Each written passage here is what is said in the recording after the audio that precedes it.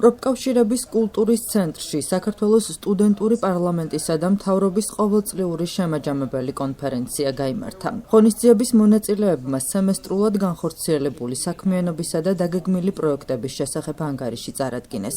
კონფერენციაზე ასევე წარმოდგენილი იყო საგრანტო პროექტი სახელწოდებით ახალგაზრდა ლიდერები სახელმწიფო პროგრესისთვის.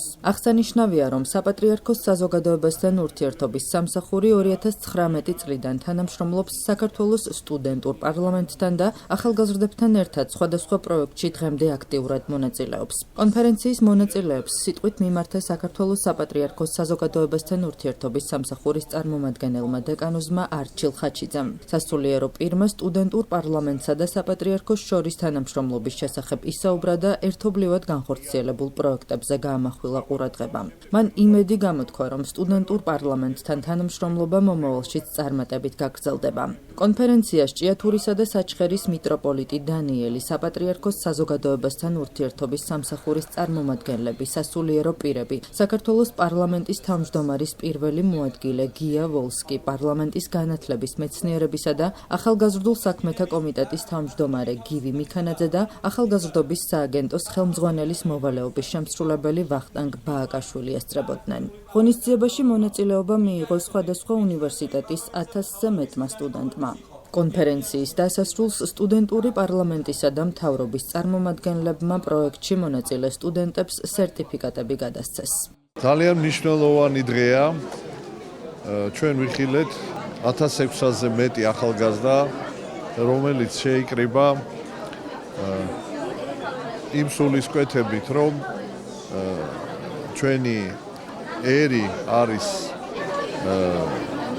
უდიდესი ტრადიციების კულტურის ერი და რომ ამ ტრადიციების საფუძველზე უნდა წარიმართოს დღევანდელი დღე და რაც თავარია მომავალი და ეს სულისკვეთება ეს არის მართლაც სიხარულის და იმედის მომცემი, იმიტომ რომ ჩვენ ცხოვრობთ გლობალურ ასე ვთქვათ ეპოქაში, გლობალიზაციის ეპოქაში, როდესაც ხდება ღირებულებების აღრევა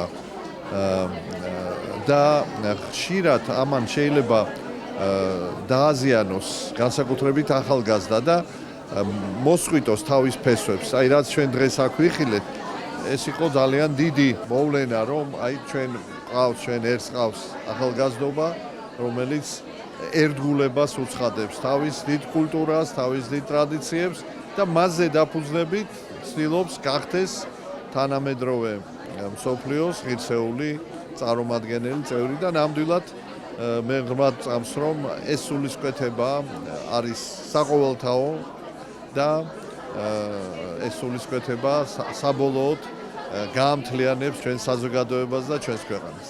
ორგანიზაცია სახელად საქართველოს სტუდენტური პარლამენტი და მთავრობა და საქართველოს საპატრიარქო მის საზოგადოებასთან ურთიერთობის სამსახურთან ერთად თანამშრომლობს უკვე თითქმის 6 წელია. ეს თანამშრომლობა ძალიან მრავალმხრივია და საკმაოდ ნაყოფიერი.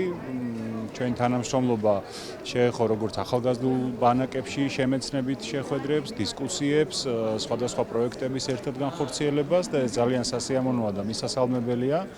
დღევანდელ შემაჯამებელ ღონისძიებაზე ჩვენი დასწრებაც იმისი დასტურია, რომ ჩვენი ურთიერთობა გაგრძელდება და ბევრ სასარგებლო პროექტის განხორციელებას შევძლებთ ისევ ერთად და მიგვაჩნია, რომ ძალიან კარგია და ძალიან მნიშვნელოვანი იმ უნარჩვევების განვითარება, რომელიც ნებისმიერ ახალგაზრდას და ჩვენი საზოგადოების ნებისმიერ წევრს კარგად გამოადგება ჩვენი ქვეყნის ხვალინდელი დღის უფრო კარგად აშენებისათვის. ძალიან საინტერესო ორგანიზაცია შინაარსობრივად და რაოდენობრივადაც ნახეთ თქვენ.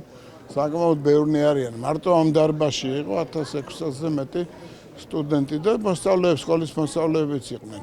საინტერესოა საერთოდ მათი მიდგომები, მათი ხედვები და უამრავ საკითხებთან დაკავშირებით აქვთ განსხვავებული მოსაზრებები. ერთმანეთისგანაც საკმაოდ კრიტიკულები არიან, მაგრამ ერთი ახასიათებთ.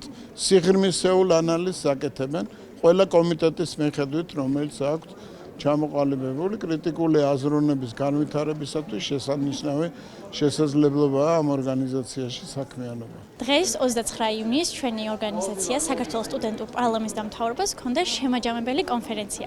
ამ კონფერენციაზე ყველა ის მონაწილე იყო ჩართული, ვინც ჩვენი სემესტრის განმავლობაში აქტიურად სხვადასხვა აქტივობებში ერთვებოდა. ძალიან დიდი მადლობა მინდა გადაუხადო ყველა მონაწილეს და ვისურვებდი, რომ შემდეგი სეზონის ასეთი აქტიური და ძალიან ბევრი კარგი პროექტებით იყოს დატვირთული. ჩვენი მთავარი მიზანია, რომ ახალგაზრდებში მოვიძიოთ ახალგაზრდა ლიდერები და მათში ჩავდოთ ის არაფორმალური განათლება, რასაც მხოლოდ უნივერსიტეტში და სკოლებში ვერ მიიღებენ. დღევანდელი დღე მნიშვნელოვანი არა მხოლოდ ჩემთვის, არამედ საქართველოს სტუდენტური პარლამენტისთვის და ამ ორგანიზაციის თითოეული სტუდენტისთვის, რადგან დღეს არის შემაჯამებელი ჩვენი კონფერენცია, სადაც ვაჯამებთ მთელი ამ წლის განმავლობაში განხორციელებულ ჩვენს პროექტებს თუ შეხვედრებს. საკმაოდ ნაყოფიერი წელი გქონდა, არ შემიძლია არ აღვნიშნო თითოეული ჩვენი შეხვედრა, რომელმაც საკმაოდ დიდი გამოხმაურება გამოიწვია და არაერთი სტუდენტისთვის, არაერთი წევრისთვის იყო ძალიან მნიშვნელოვანი და ესე ვთქვათ შემეცნებითი.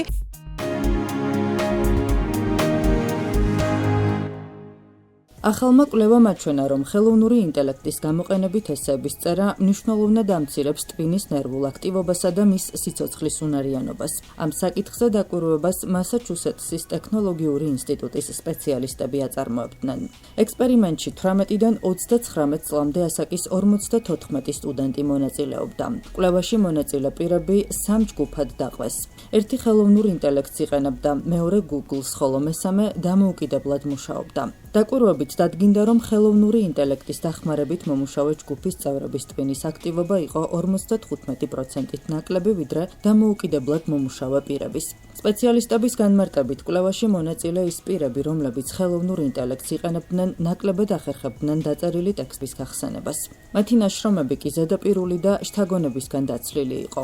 კვლევართა მოსაზრებით, ხელოვნურ ინტელექტზე მუდმივმა დამოკიდებულებამ შეიძლება ახალგაზრდებში კრიტიკული აზროვნებისა და ინტელექტუალური განვითარების უნარები შეაფერხოს.